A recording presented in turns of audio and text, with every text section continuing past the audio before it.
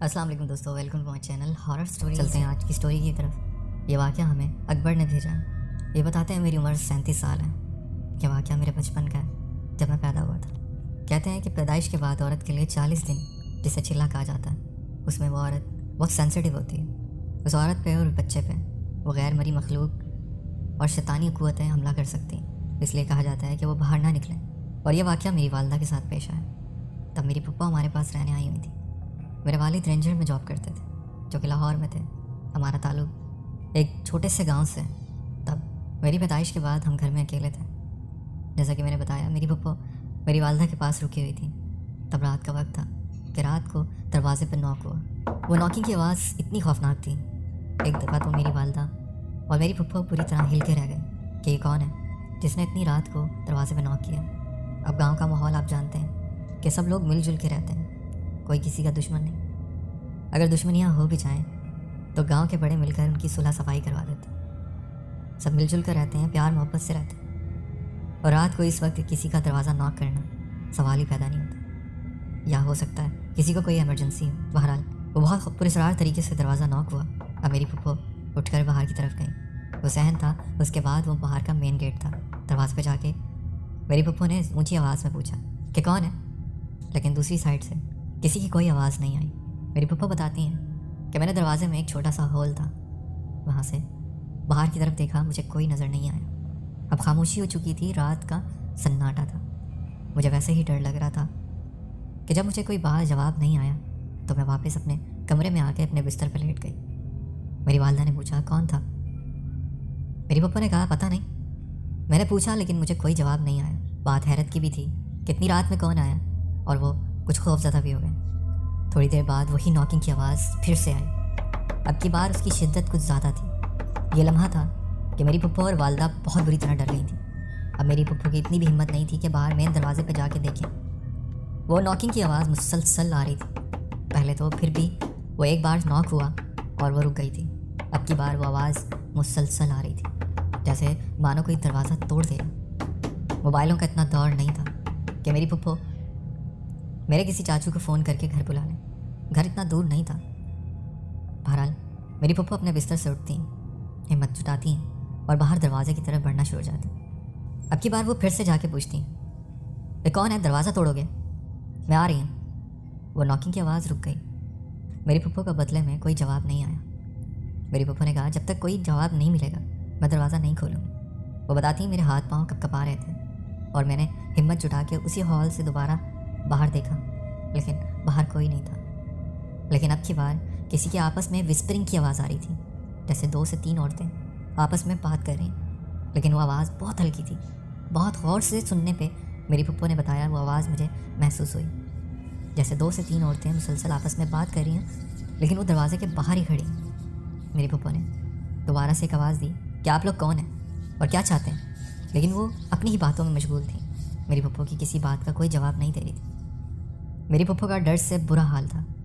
پیچھے میری والدہ کمرے کے دروازے سے یہ سب منظر دیکھ رہی تھیں۔ میری والدہ نے میری پھپھو کو آواز دی کہ سنوبر تم اندر آ جاؤ، یہ مجھے کوئی اور مخلوق لگتی ہے۔ جیسے ہی میری پھپھو کو یہ بات میری والدہ نے کہی، وہ ڈری بھی تو ویسے تھی۔ وہ بتاتی ہیں مجھے چرچری آئی اور میں الٹے پاؤں کمرے میں آ گئی۔ میں نے کمرے کا دروازہ بند کر لیا۔ ہم اب کمرے کا دروازہ بند کر کے بیٹھے ہیں کیا وہ پھر سے ناکنگ کی آواز ہمیں آ رہی تھی۔ اب کی بار جیسے کوئی ہمارے مین گیٹ پہ پتھروں سے مار رہا ہے، لیکن حیرت کی بات یہ تھی کہ آس پاس کسی نے وہ آواز نہیں سنی، کیونکہ گاؤں کا ماحول آپ جانتے ہی ہیں کہ کچھ فاصلے سے گھر بنے ہوئے ہوتے ہیں۔ ان دونوں نے اپنے آپ کو اس کمرے میں قید کر لیا۔ وہ آواز مسلسل آ رہی تھی، تقریباً آدھے سے پونے گھنٹے تک وہ آواز آتی رہی، اور اس کے بعد وہ آواز رک گئی۔ ایک سناٹا ہو گیا۔ اس سناٹے سے بھی ان دونوں کو خوف آ رہا تھا، ان کی نیندیں اڑ چکی تھیں۔ میری والدہ بتاتی ہیں کہ وہ مجھے اپنے سینے سے لگائے اس اندھیرے میں سکتے کی حالت میں بیٹھی ہوئی تھی۔ ان دونوں کو جیسے سانپ سونگھ گیا۔ انہیں یہ تو کنفرم ہو گیا تھا کہ یہ کوئی انسان نہیں ہے، یہ جو بھی ہے یہ کوئی غیر مری مخلوق ہے۔ بہرحال یہ سناٹا کچھ زیادہ دیر کا نہیں تھا، اب کچھ اور ہونے جا رہا تھا کہ جیسے میں نے پہلے بتایا انہوں نے اپنے آپ کو کمرے میں بند کیا ہوا تھا اور اندر سے کنڈی لگا رکھی تھی۔ انہیں محسوس ہوا کہ کوئی صحن میں کودا ہے۔ ان کے پاؤں کی ایک دم سے دھمک آئی اور مسلسل کسی کے صحن میں چلنے کی آواز آ رہی تھی۔ وہ چلنے کی آواز کافی دیر تو صحن میں آتی رہی۔ اس کے بعد ان کو ایسا محسوس ہوا کہ اب جو کمرے کا دروازہ ہے اس کے باہر کوئی کھڑا ہے۔ और जैसे वो कमरे में कान लगा के सुनने की कोशिश कर रहे हैं। मगर मेरी वालदा और मेरी फुप्पो आपस में कोई बात नहीं कर रही थी। उन पर सख्ता तारी हो चुका था, खौफ का वो आलम था। वो बताती हैं हमें बहुत डर लगा। बहरहाल काफ़ी देर गुजर जाने के बाद उन्हें ये लगा कि कोई यहाँ से चला गया और अब घर से बाहर निकल गया। तकरीबन 15 से 20 मिनट गुजर जाने के बाद उन्हें साथ वाले कमरे से किसी की आवाज़ आई, जैसे वो जो भी हमारे घर में मौजूद हैं और साथ वाले कमरे में चले गए। बताता चलो, हमारे साथ वाला जो कमरा था उसमें हमने कुछ स्टोर का सामान रखा हुआ था, मानो उसको हमने जैसे स्टोर ही बना रखा था। और कुछ ही देर बाद वो कमरे का दरवाज़ा नॉक होना शुरू हो गया। पूरी रात वो दरवाज़ा नॉक होता रहा और ये लोग इतनी खौफज़दा थी कि उन्होंने फजर तक टाइम गुजारा। फजर के बाद वो आवाज़ ख़त्म हो गई और जैसे वहाँ से कोई जा रहा हो। अब की बार उन औरतों ने मेरी नानी की आवाज़ में बात की कि खोलो, हम बच्चे को देखने आए। लेकिन मेरी फुप्पो ने और मेरी उन वालदा ने नहीं खोला, क्योंकि उनका मानना ये था कि वो मेरी नानी की आवाज़ में बात कर रहे हैं। उनके बहुत इसरार करने पे भी मेरी फुप्पो और मेरी वालदा ने दरवाज़ा नहीं खोला। इतने में फ़जर का टाइम हो गया। जैसे ही फ़जर की अजान हुई तो उन्हें लगा जैसे कोई गुस्से से यहाँ से जा रहा है, और जाते जाते उन्होंने एक भारी और गहरी आवाज़ में मेरी वालदा और मेरी फुप्पो को एक मैसेज दिया। उन्होंने ये कहा कि तुम किस्मत वाले हो, तुमने दरवाज़ा नहीं खोला, वरना आज इस बच्चे इस औरत के साथ वो होने वाला था, तुम लोग बच गए। बहरहाल उनके जाने के बाद वहाँ सन्नाटा हो गया। सुबह की रोशनी होते ही मेरी फुप्पो और मेरी वालदा मुझे अपने साथ लिए मेरी दादों के घर चली। वहाँ जाके उन्होंने पूरी बात बताई। वो लोग बहुत हैरान थे, बहुत डर गए थे। हमारे इलाके में एक शाजी, उनको वो घर दिखाया गया। उन्होंने कहा घर में तो कोई मामलात नहीं है, लेकिन ये लड़की इस जिले में थी, इसलिए कुछ शैतानी मखलूक़ात ने इन पे हमला करना चाहा, लेकिन इन्होंने दरवाज़ा नहीं खोला, जिस वजह से ये बच गए। और इन्होंने कुरानी आयात भी पढ़ी थी, अपने पे एसार बांध लिया था, जो कि मैं बताना भूल गया। मेरी फुप्पो ने इस दौरान कुरानी आयात का विर्द शुरू कर दिया था, जिस वजह से अल्लाह की मदद इनको मिली। तो एक मेरा वाक़या था जो मेरी वालदा के साथ पेश आया, तो मैंने सोचा आपसे शेयर करूं। दोस्तों चलते हैं एक और वाक़े की तरफ। ये वाक़या हमें तंजीला ने भेजा है फ्रॉम गुजरांवाला। दोस्तों वाक़या सुनाने से पहले आप लोगों को बताता चलो, ये वाक़या तंजीला ने हमें एक ऑडियो मैसेज भेजा था, जो कि उन्होंने कहा था कि आप इसको अपनी ज़ुबानी नरेट कर दीजिएगा। और पर्सनली मैं आप लोगों को बताना चाहता हूँ, जब मैं उनकी ये ऑडियो टेप सुन रहा था, मेरे ख़ुद से रोंगटे खड़े हो रहे थे, मुझे डर लग रहा था। मीन्स कि ऐसा वाक़या है शायद मैं उस तरह बयान ना कर पाऊँ जिस तरह तंजीला ने बयान किया। वो कहते हैं ना, किसी के बात करने से ही अंदाज़ा हो रहा होता है कि वो बात सच कर रहा है या झूठ। मुझे इनकी बातों में इतनी सच्चाई नज़र आई कि मैं रात को बैठा था, जब इनका एक वॉइस मैसेज आया, इनका ये वाक़या सुन के लिटरली मुझे बहुत खौफ आया और मैंने आयतुल कुर्सी वगैरह पढ़ी और मैं सो गया। काश कि ये मुझे अपना वॉइस मैसेज इसी तरह आगे अपलोड करने देती, लेकिन इन्होंने मुझे परमिशन नहीं दी। मैं आपको ये वाक़या सुना देता हूँ, लेकिन इन्हीं की ज़ुबानी सुनाता हूँ। अस्सलाम वालेकुम अदनान, मेरा नाम तंजीला है और मेरा ताल्लुक़ गुजरांवाला से है। ये वाक़या आज से 4 साल पहले का है। हम अपनी खाला के घर गए हुए थे और रात भी इन्होंने हमें अपने घर रोक लिया। वो एक हवेली नुमा घर था, जब पाकिस्तान बना उससे भी पहले का था, जो कि हिंदू मज़हब के दौर का बना हुआ था।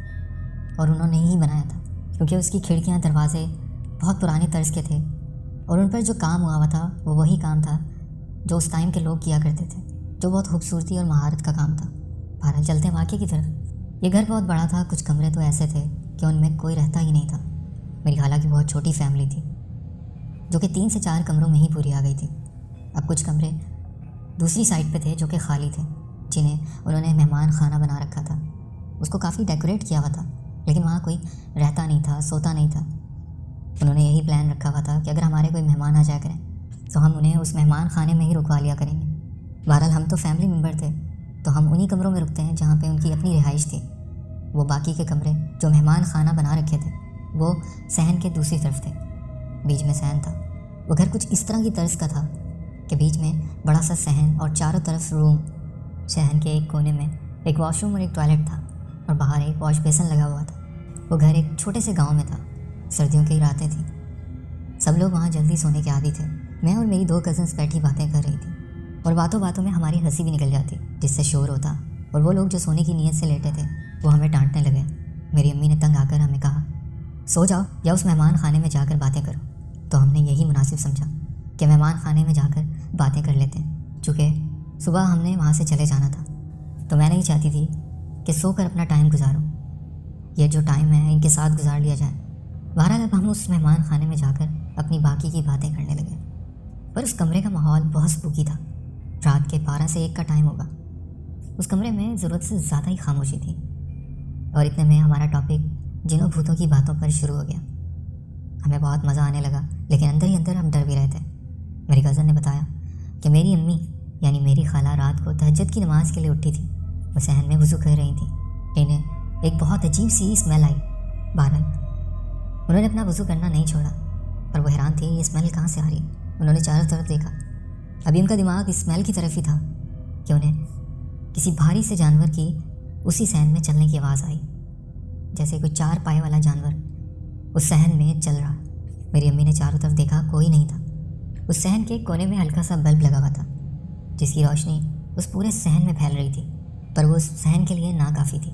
بہرحال میری امی نے چاروں طرف دیکھا، انہیں کچھ نظر نہیں آیا، پر وہ مسلسل کسی کے چلنے کی آواز اس صحن سے آ رہی تھی۔ انہیں ڈر لگا، انہوں نے جلدی جلدی اپنا وضو مکمل کیا اور اندر جا کر مصلی بچھا لیا اور نماز پڑھنے لگی۔ میری امی کو مسلسل وہ آوازیں آتی رہیں جیسے کوئی صحن میں چل رہا۔ اب امی نے نماز کی نیت کر لی تھی کہ انہیں اپنے پیٹھ کے پیچھے جو دروازہ تھا وہ کھلتا محسوس ہوا، جیسے اس دروازے سے کوئی کمرے میں آیا۔ میری امی کچھ گھبرا بھی گئیں کہ رات میں اس وقت سب سو رہے ہیں کہ کون کمرے میں داخل ہوا۔ ان کا وہی شک تھا، وہ جو پراسرار آواز صحن سے آ رہی تھی، شاید وہ جو بھی مخلوق تھی وہ کمرے میں آ چکی تھی، پر وہ میری امی کے سامنے نہیں آئی۔ میری امی سجدے میں گئیں تو انہوں نے اپنی آنکھوں کے سائڈ ویژن سے دیکھا کوئی بلیک سی چیز جو کہ سجدے کی حالت میں میری امی کو سائڈ سے دیکھنا چاہ رہی ہے۔ وہ بھاری بھاری سانسیں لے رہی تھی، جس کی موجودگی کا احساس میری امی کو صاف صاف ہوا۔ امی نے بتایا اس کی سانسوں کی آواز میں صاف سن سکتی تھی، اور میں سجدے کی حالت میں کافی دیر پڑی رہی، اور مجھے ڈر بھی لگ رہا تھا، لیکن میں نے دل میں سوچا شاید یہ کوئی ایسی مخلوق ہے جو میری نماز میں خلل ڈالنا چاہتی ہے، اور میں شاید اس سے ڈر کر نماز توڑ دوں۔ ایسا وہ مخلوق چاہتی ہوں، کیونکہ اس مخلوق کے کمرے میں داخل ہوتے ہی وہی اسمیل اس کمرے میں چاروں طرف پھیل گئی تھی۔ میری یہ بات سوچ کے میری امی اور موٹیویٹ ہو گئی کہ کچھ بھی ہو میں نے نماز مکمل کرنی ہے۔ اس کا حل انہوں نے یہ سوچا کہ میں اپنی آنکھیں بند کر کے نماز مکمل کر لیتی ہوں، تاکہ نہ ہی میری اس مخلوق پہ نظر پڑے، نہ ہی مجھے ڈر لگے، اور نہ ہی میں ڈر کے مارے نماز توڑ سکوں۔ میں اپنی یہ نماز مکمل کروں گی۔ ایک پختہ ارادہ کر کے میری امی نے اپنی آنکھیں بند کر لیں اور سجدے کے بعد اپنی نماز مکمل کرنے لگی۔ انہیں صاف واضح ہو رہا تھا کہ کوئی میرے بہت قریب کھڑا۔ میری امی بتاتی ہیں جب وہ سانس لے رہی تھی، اس کے سانس کی آواز کے ساتھ ایک اس طرح کی آواز پیدا ہو رہی تھی جیسے کوئی سیٹی بج رہی ہو، جیسے کوئی خراٹے لے رہا ہو۔ میری امی پہ خوف بھی طاری تھا، پر وہ نماز میں مشغول ہو گئی۔ دلی دل وہ اللہ سے مدد بھی مانگ رہی تھی۔ ان کی بہت ڈر والی کیفیت تھی، اور امی نے اونچی اونچی آواز میں نماز پڑھنا شروع کر دی۔ وہ اتنی اونچی آواز میں کہ اس کی سانسوں کی آواز ان کے کانوں میں نہ آ سکے اور ڈر کی کچھ حد کم ہو سکے۔ بہرحال نماز پڑھنے کے بعد جب میری امی نے سلام پھیرا تو انہیں محسوس ہوا وہ مخلوق واپس اس دروازے کی طرف جا رہی ہے۔ سلام پھیرتے ہی جب انہوں نے اپنے پیچھے مڑ کے دیکھا تو وہ مخلوق جیسے غصے سے اس دروازے کو زور سے پٹک کے باہر نکل گئی۔ میری والدہ نے اس کی پیٹھ دیکھی تھی۔ اس کی پیٹھ اس طرح کی تھی جیسے اس نے وائٹ کلر کا کوئی بہت پرانا کفن نما کپڑا پہن رکھا ہو، اور بہت خوفناک آوازیں نکالتی وہاں سے چلی گئی۔ میری امی نے وہ بات میرے ابو کو ہی بتائی، اور ہمیں بہت سالوں بعد یہ بات پتہ چلی۔ بہرحال اب یہ سب کچھ میری کزن مجھے بتا رہی تھی کہ بارش شروع ہو گئی، اور ہم ڈر تو ویسے ہی رہے تھے، لیکن اب اس ڈر میں اور شدت بڑھ گئی تھی۔ اب جیسے ہی وہ بارش شروع ہوئی، اسی دوران میری کزن نے کھڑکیاں چیک کرنا شروع کر دی کہ بارش کا پانی کہیں اندر نہ جائے، تو کھڑکیاں اگر کھلی ہیں تو میں بند کر دوں۔ کہ اچانک لائٹ چلی گئی اور باہر بجلی چمک رہی تھی، اسی لیے کمرے کے شیشے سے محسوس ہوا کہ کوئی باہر کھڑکی کے باہر کھڑا کان لگائے ہماری باتیں سن رہا تھا۔ لائٹ جانے سے ہم ڈر گئے تھے، اور اب میری کزن کی چیخ نکل گئی جب اس نے کھڑکی کے باہر کسی کا شیڈو دیکھا۔ ڈرے ہوئے لہجے میں میری کزن نے کہا کہ میں نے سنا ہے کہ ان مخلوقات کا جس جگہ ذکر ہو رہا ہو یہ وہاں بہت قریب آ جاتی ہیں، اپنی یہ باتیں سنتی ہیں۔ یہ سن کر تو میرے بھی پاؤں تلے زمین نکل گئی کہ شاید وہ مخلوق جس کا بھی ذکر ہو رہا تھا وہ اب کھڑکی کے باہر کھڑی۔ ہم نے آیت الکرسی پڑھنا شروع کر دی، اور اب مسئلہ یہ تھا کہ ہمیں صحن سے ہوتے ہوئے اپنے باقی فیملی ممبرس کے روم میں جانا تھا، کیونکہ اب باہر بھی چمکتی ہوئی بجلی اور تیز بارش تھی۔ بادلوں کی کرج چمک وہ بھی ہمیں خوف میں مبتلا کر رہی تھی۔ ہم نے پلان یہ کیا کہ ہم دروازہ کھولیں گے اور بھاگتے ہوئے صحن کراس کر کے اپنے باقی فیملی ممبرس کے پاس پہنچ جائیں گے۔ ہم نے بچی کچی ہمت جٹائی وہ دروازہ کھولا۔ اب ہم بھاگنے ہی والے تھے کہ ایک دم سے بجلی چمکی، جیسے کچھ سیکنڈ کے لیے دن نکل آیا ہو، کہ اسی روشنی میں ہم نے ایک عورت کو دیکھا جو صحن میں کھڑی تھی۔ اس نے وہی لباس پہنا ہوا تھا اور اس کا چہرہ اتنا خوفناک جیسے بہت پرانا مردہ۔ اس کا چہرہ بگڑ چکا تھا، جیسے اس کے چہرے پہ فنگس لگی ہوئی، اس کے چہرے پہ جگہ جگہ دھبے تھے، اور جیسے اس کا ماسک چہرے سے اتر رہا۔ بیان بھی نہیں کر سکتی، اتنا خوفناک چہرہ تھا۔ ہم نے چیخنا شروع کر دیا اور سب لوگ ہمارے کمرے میں آ گئے۔ ان کے ہاتھ میں ٹارچز تھی۔ ہم اتنا ڈر چکے تھے کہ نیند بے ہوشی کی حالت میں ہم نے اس صحن کی طرف اشارہ کیا۔ دروازہ کھلا ہوا تھا۔ دوبارہ بجلی چمکی تو وہاں کوئی نہیں تھا۔ میرے سب کزنس ٹارچز لے کے پورے گھر میں تلاش کرتے رہے، لیکن کوئی نہ ملا۔ بہرحال وہ رات ہم نے کیسے گزاری، بہت خوف میں۔ اس کے بعد ہم اپنے گھر آ گئے۔ بعد میں میری خالہ نے بتایا کہ میرے خالو کسی صاحب علم کو اپنے گھر لے کر گئے تھے، جنہوں نے اس گھر پر دم کیا کہ انہوں نے محسوس کیا ہے کہ اس گھر میں کوئی نیگیٹو پاور ہے، جیسے کچھ چڑیل وغیرہ اس گھر میں ہے، لیکن انہوں نے دم کر دیا۔ اب اس کا اثر اس گھر سے ختم ہو چکا ہے۔ یہ بات ہمیں بعد میں پتہ چلی۔ بہرحال یہ ایک میرا واقعہ تھا جو کہ سچا واقعہ ہے اور میری لائف میں میرے ساتھ پیش آیا۔ میں آپ کی سٹوریز بہت شوق سے سنتی ہوں، بہت عرصے سے چاہ رہی تھی آپ کو اپنی سٹوری شیئر کروں، تو فائنلی میں نے آپ کو اپنی سٹوری بھیجی۔ اسے پروگرام میں لازمی شامل کیجیے گا۔ تو بہت بہت شکریہ تنزیلہ، آپ نے اپنی سٹوری ہم سے شیئر کی۔ امید کرتا ہوں کہ ہمیں اس واقعے سے کچھ نہ کچھ سیکھنے کو ضرور ملا ہوگا۔